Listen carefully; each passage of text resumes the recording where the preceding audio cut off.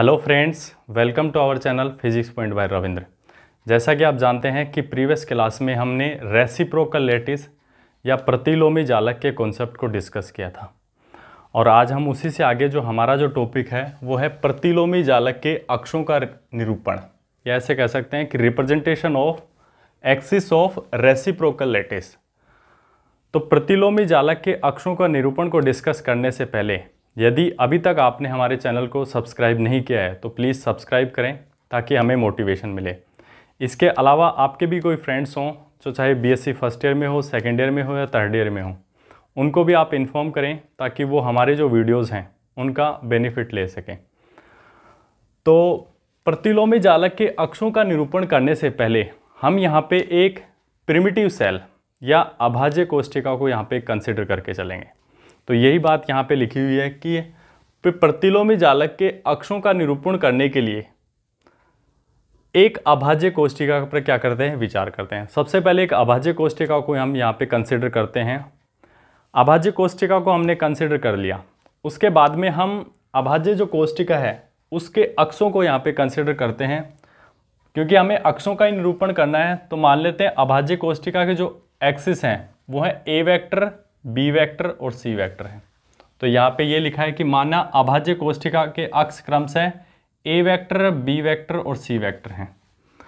अब देखो ये जो अभाज्य कोष्ठिका जो है अपने अक्ष पे कुछ झुकी हुई है, तो यहाँ पे जो हाइट का जो कंपोनेंट है वो ए वेक्टर ना होकर हमें यहाँ पे कैलकुलेट निकालना पड़ेगा। तो कैसे निकालेंगे, इस ओ पॉइंट से ऊपर वाला जो फेस है इस पे हम परपेंडिकुलर ड्रॉ करेंगे तो हमारे पास जो हाइट आएगी वो मान लेते हैं D100 है। तो पहली जो कंडीशन है हमने मान लिया कि माना अभाज्य कोष्ठिका के अक्ष क्या है, ए वेक्टर, बी वेक्टर और सी वेक्टर है, तथा पहली जो कंडीशन है इसमें इसकी जो ऊंचाई है वो मान रहे हैं हम D100। तो ये तो हमने बेसिक चीज़ें हमने मान ली कि सबसे पहले हम एक प्रिमिटिव सेल को कंसिडर करते हैं जिसकी एक्सिस मान लेते हैं ए वेक्टर, बी वेक्टर और सी वेक्टर है। और पहला जो केस है उसमें हम ये मान के चल रहे हैं कि इसकी जो हाइट है वो क्या है, D100 है। अब देखो हमें क्या करना है कि प्रिमिटिव जो सेल है उसके अक्षों का रिप्रेजेंटेशन करना है। यही तो टॉपिक है कि रेसिप्रोकल लैटिस के अक्षों का निरूपण। तो देखो अक्षों का निरूपण करने के लिए हम क्या करेंगे, ये जो प्रिमिटिव सेल है इसका आयतन कैसे निकालें। तो यहाँ पे लिखा है कि तब अभाज्य कोष्ठिका का आयतन। तो अभाज्य कोष्ठिका का आयतन आप कैसे निकालते हो, आधार का क्षेत्रफल इंटू ऊंचाई। देखो जैसे आपने पढ़ा होगा, जैसे कोई बेलन का आयतन आपको निकालना है, मान लो इसकी रेडियस r मान लेते हैं, हाइट h मान लेते हैं, तो इसका फॉर्मूला होता है पाई r स्क्वायर h। तो ये तो आधार का क्षेत्रफल हो गया, जो नीचे जो वृत्त होता है ना उसका क्षेत्रफल इंटू ऊंचाई। तो ये आधार का क्षेत्रफल इंटू ऊंचाई। तो यही कॉन्सेप्ट यहाँ पे लेंगे। अभाज्य कोष्ठिका का जो आयतन है वो किसके बराबर होगा, आयतन V बराबर आधार का क्षेत्रफल इंटू ऊंचाई।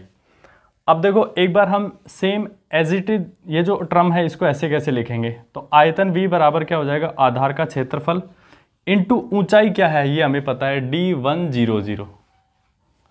तो ये ऊंचाई को हमने यहाँ पे लिख दिया D100।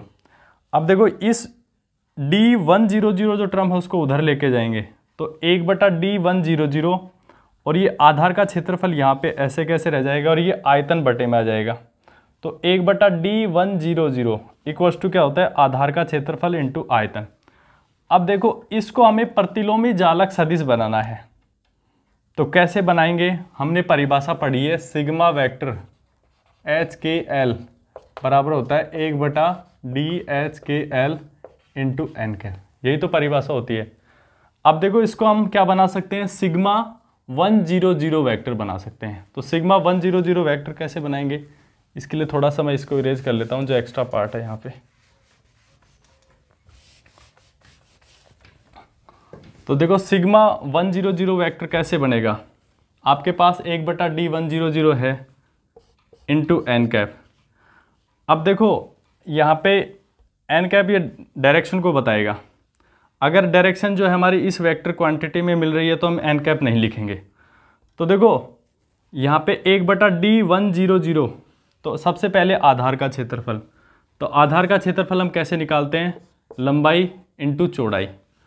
तो यह क्या हो गया, B vector cross C vector हो गया आधार का क्षेत्रफल।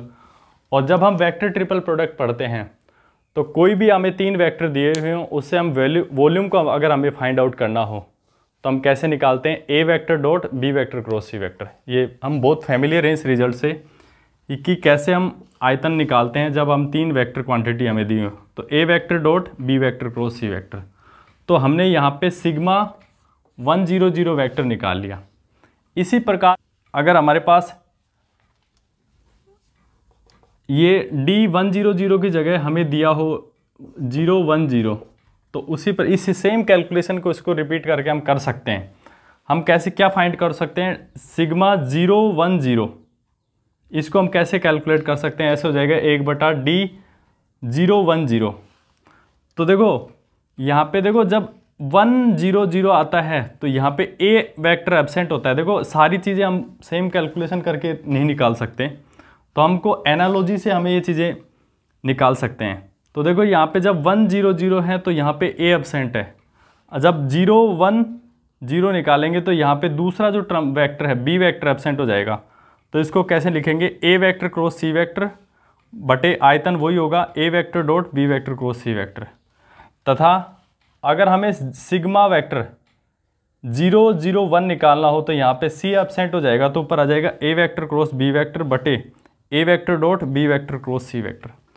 तो सिग्मा 100 वेक्टर, सिग्मा 010 वेक्टर और सिग्मा 001 वेक्टर, ये जो वेक्टर क्वांटिटीज़ हैं इनको हम बोलते हैं प्रतिलोमी जालक के मूलभूत सदिश, फंडामेंटल जो वेक्टर हैं। ये प्रतिलोमी जालक के क्या हैं, मूलभूत सदिश हैं। तो उम्मीद करता हूँ कि इतना आपको अच्छे से समझ में आया होगा। तो इसको इरेज करके हम आगे और डिस्कस करते हैं। तो चलते हैं नेक्स्ट स्लाइड की ओर। तो देखो नेक्स्ट स्लाइड में देखते हैं हम, तो जो हमने सिग्मा 100 लिखा है, वेक्टर लिखा है, तो इसको हम लिख सकते हैं ए स्टार। प्रतिलोमी जालक का पहला अक्ष हो जाएगा A star equals to sigma 100 vector. इसको लिखते हैं वही जो लिखा है, इसको ए स्टार बोल देते, इसको सिग्मा 010 को इसको बी स्टार बोल देंगे और सिग्मा वेक्टर 001 को हम सी स्टार बोल देंगे। तो प्रतिलोमी जालक के अक्ष, पहला अक्ष ये हो गया, दूसरा अक्ष ये हो गया, तीसरा अक्ष ये हो गया। तो A star equals to B vector cross C vector, बाकी वॉल्यूम नीचे हो जाएगा A vector dot B vector cross C vector, और बी स्टार इक्वल्स टू हो जाएगा सिग्मा वेक्टर 010 वेक्टर का बराबर C vector cross A vector dot B vector cross C vector, और इसको सिग्मा 001 को क्या बोल देंगे, सी स्टार। तो इसकी वैल्यू हो जाएगी A vector cross B vector बटे A vector dot B vector cross C vector. तो देखो प्रतिलोमी जालक के जो ये अक्ष हैं ए स्टार, बी स्टार और सी स्टार, ये केवल सिंगल क्रिस्टल संरचना के लिए है। मतलब ये अगर हम ये माने कि क्रिस्टल की केवल एक ही संरचना है तो उस कंडीशन में ये मानेंगे। लेकिन अगर क्रिस्टल में पीरियोडिसिटी हो, मतलब आवर्तिता हो, तो उस कंडीशन में जो हमारे प्रतिलोमी जालक के जो अक्ष हो जाएंगे वो 2 पाई के फैक्टर से इसको मल्टीप्लाई कर देंगे।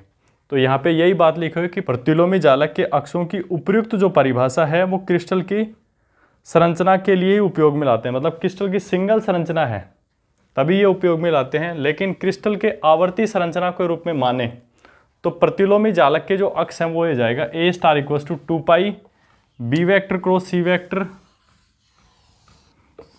बटे वॉल्यूम हो जाएगा A vector dot B vector cross C vector, और दूसरा जो अक्ष है बी स्टार ये हो जाएगा 2 pi into C vector cross A vector dot B vector, और तीसरा जो एक्स है सी स्टार ये हो जाएगा 2 pi dot A vector cross B vector बटे A vector dot B vector cross C vector. तो ये तो हमने आज की जो क्लास है इसमें हमने प्रतिलोमी जालक के अक्षों का हमने रिप्रेजेंटेशन किया है। तो एक बार फिर से मैं आपको फ्लैशबैक करवाना चाहूँगा कि हमने क्या क्या किया था। सबसे पहले हमने एक प्रिमिटिव सेल को कंसिडर किया था जिसके एक्सिस जो थे वो क्या थे, ए वेक्टर, बी वेक्टर और सी वेक्टर थे। उसकी हाइट को हमने D110 माना था, D100 माना था। उसके बाद में हमने प्रिमिटिव जो सेल है उसके वॉल्यूम को कैलकुलेट किया था। वॉल्यूम को कैलकुलेट करने के बाद में हमने देखो 1/D100 को कैलकुलेट किया था, और 1/D100 जो है वो किसके हो जाएगा, सिग्मा 100 वेक्टर के। तो वो केवल बेसिक सी कैलकुलेशन थी जिसको हमने किया था और इसमें कुछ भी खास नहीं है। तो उम्मीद करता हूँ कि आज की जो क्लास वो आपको अच्छी लगी होगी। मिलते हैं नेक्स्ट क्लास में। रेसिप्रोकल जो लैटिस है उसकी कुछ प्रॉपर्टीज़ को डिस्कस करेंगे और इसके ऊपर बेस्ड कुछ थ्योरम्स हैं उनको हम नेक्स्ट क्लासों में डिस्कस करते हैं। तो मिलते हैं नेक्स्ट क्लास में, तब तक के लिए नमस्कार, जय हिंद। और यदि आपको हमारा वीडियो अच्छा लगा हो तो प्लीज़ हमारे चैनल को सब्सक्राइब करें।